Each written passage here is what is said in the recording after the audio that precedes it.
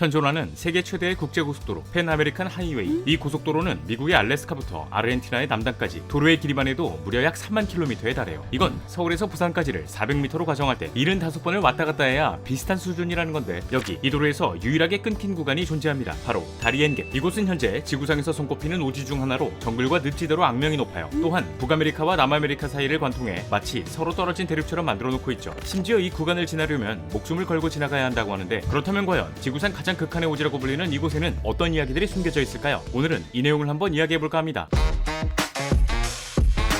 자, 오늘 저와 함께 살펴볼 지식 가이드는 다리엔갭입니다.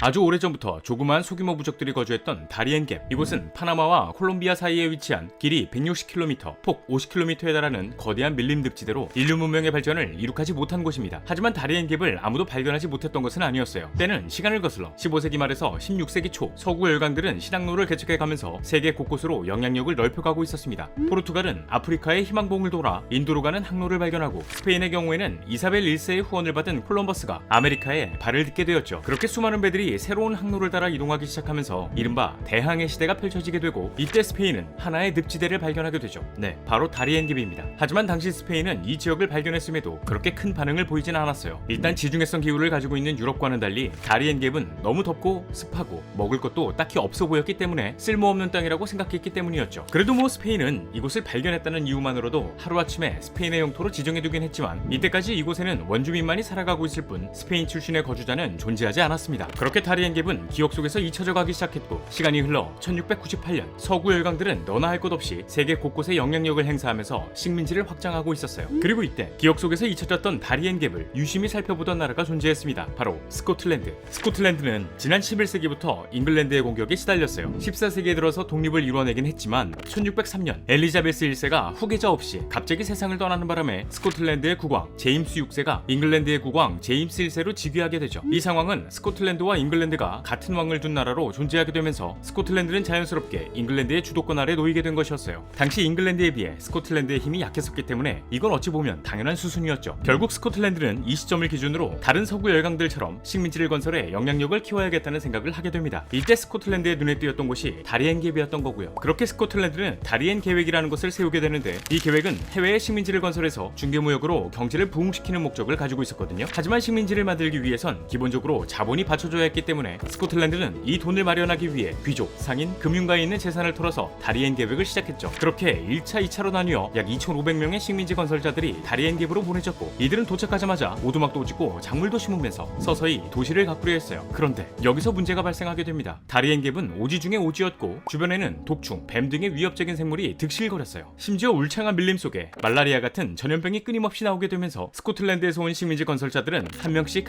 목숨을 잃어갔죠. 그러던 그 순간 스코틀랜드가 이곳에 도착하기 전 이곳을 발견했던 스페인이 등장합니다. 이들은 자신들의 식민지를 위협한다면서 스코틀랜드인들을 향해 공격하기 시작했고, 각종 전염병에 노출되어 고난을 겪던 스코틀랜드인들은 이에 아무런 대응을 하지 못한 채 패배하고 말았죠. 결국 나라 전체의 돈을 거의 다 때려박으면서까지 준비한 스코틀랜드는 이 계획을 실패하게 되면서 심각한 경제난에 직면하게 되었어요. 때마침 1690년대 7년 연속으로 찾아온 형작이 스코틀랜드의 숨통을 조여왔고요. 이로 인해 스코틀랜드는 수백 년 동안 싸워왔던 잉글랜드에게 도움을 요청할 수밖에 없었고, 지난 1707년 잉글랜드와 합병하게 되면서 그레이트 브리튼 왕국이 탄생하게 됩니다. 그렇게 스코틀랜드의 흔적이 지워진 다리엔갭은 서구 열강의 손이 닿지 않은 채 방치되는 듯 했어요. 그리고 이 지역은 오늘날 세계 물동량 5%를 차지하고 있는 운하를 품은 파나마가 차지하게 되죠. 사실 파나마라고 하면 콜롬비아로부터 독립한 이후 미국의 막대한 영향력을 받고 있는 나라죠. 파나마 운하는 1999년을 기준으로 파나마에게 반환되기는 했지만 여전히 미국의 영향력을 무시할 수 없어요. 파나마에는 군대가 없기 때문에 비상 상황이 발생하게 되면 미군이 투입되거든요. 이 말은 즉 파나마는 미운하고 운하, 미국에게 안보를 맡길 수밖에 없다는 거고, 전시 상황에서는 파나마 운하 운영권을 미국에 넘겨줘야 한다는 거예요. 결국 비상 상황을 대비해서 미국이 다리엔갭을 발전시킬 가능성이 있다고 볼 수 있는데, 실제로 이곳에 도로 건설을 추진했던 적이 한두 번이 아닙니다. 지난 1971년 미국은 자금을 투입해 도로를 놓으려고 했지만 환경운동가들의 극심한 반대로 무산되었던 적이 있었어요. 이곳은 지구상에 존재하는 오지 중에서도 오지라고 불릴 정도이다 보니 평소에는 볼 수 없는 희귀한 생물들이 많습니다. 사람의 손이 거의 닿지 않았으니까요. 게다가 이 지역에는 약 5개의 부족이 살고 있다고 있다고 하거든요. 이들의 숫자는 약 8,000명으로 자신들의 고유한 전통과 문화를 지켜오고 있다고 합니다. 때문에 지역 원주민들 보호 차원에서도 개발 계획이 무산되었다는 주장이 존재하죠. 하지만 다리앤갭 지역의 개발 계획은 여기서 끝나지 않았는데요. 지난 1978년 또 한 번 미국 개입으로 발전이 될 뻔했지만 구제역이라는 전염병이 돌면서 일단 급한 불부터 끄자라는 마인드로 계획이 뒷순위로 밀렸고 1992년 한 번 더 이곳에 도로를 놓으려고 했지만 이번엔 유엔이 환경 파괴를 우려해 강력한 반발을 이어가면서 개발 계획이 진행될 수 없었다고 해요. 결국 오늘날까지 다리앤갭은 미 개척지로 남아있게 되었죠. 그런데 이 지역은 현재 세계에서 가장 위험한 길로 불리고 있습니다. 이곳은 도로도 없고 공권력조차 미치지 않고 심지어 이름 없는 무덤, 즉 신원이 파악되지 않는 사람들이 목숨을 잃고 있다고 하죠. 먼저 이 지역은 1845m의 다리앤 산맥을 비롯해 얕은 계곡과 정글 그리고 열대우림으로 형성되어 있어요. 또한 비가 오지 않는 날이 거의 없을 정도인데다가 너무 습해서 사람이 살기에 이곳만큼 척박한 지역이 없을 정도예요. 그러나 다리앤갭에는 지금 이 순간에도 목숨을 걸고 이동하는 이들이 있습니다. 네, 바로 이민자죠.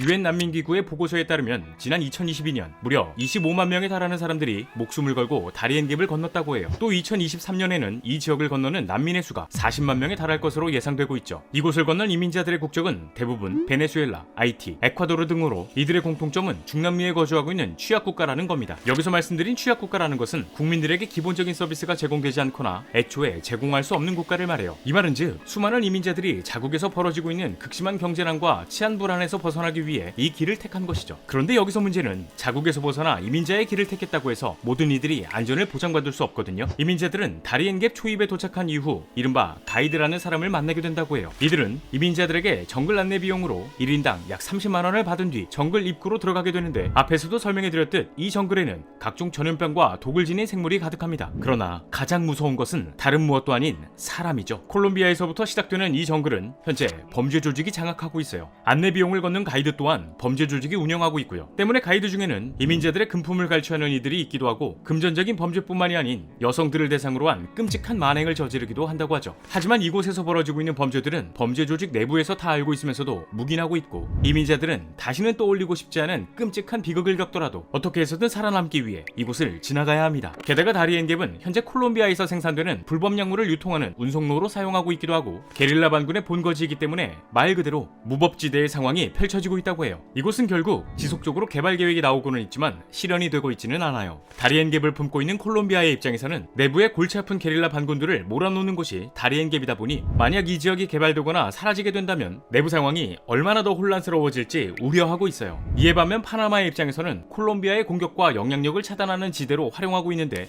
파나마의 가장 강력한 영향력을 행사하고 있는 패권국 미국 입장에서도 이 지역을 개발하는 데 있어 생길 수 있는 여러 리스크를 감수하려 하지 않고 있거든요. 다리앤갭을 개발하려면 일단 너무 많은 비용이 드는 것뿐만 아니라 만약 이 지역이 개발된다면 파나마와 콜롬비아의 접근성이 높아지기 때문에 이 스노우볼은 어디까지 굴러갈지 예측이 되지 않을 겁니다. 또한 안 그래도 해상을 통해 들어오는 각종 문제들이 만약 육로로 이어지게 된다? 그럼 불법 약물 문제라든지 범죄 조직의 유입이 훨씬 더 쉬워질 거예요. 때문에 다리앤갭은 현재 북아메리카와 남아메리카 사이를 관통해 서로 떨어진 대륙처럼 만들어 놓고 있죠. 그러다 보니 현존하는 세계 최대의 국제고속도로 팬 아메리칸 하이웨이의 연결 또한 미지수인 상황이고요. 과연 이 혼란스러운 미지의 다리앤갭, 이 지역이 어떤 방향으로 나아갈지 지켜봐야 할 것 같네요. 자, 오늘의 영상은 여기까지입니다. 다음에 또 다른 안내서로 찾아뵙도록 하겠습니다. 지금까지 지식가이드였습니다. 감사합니다.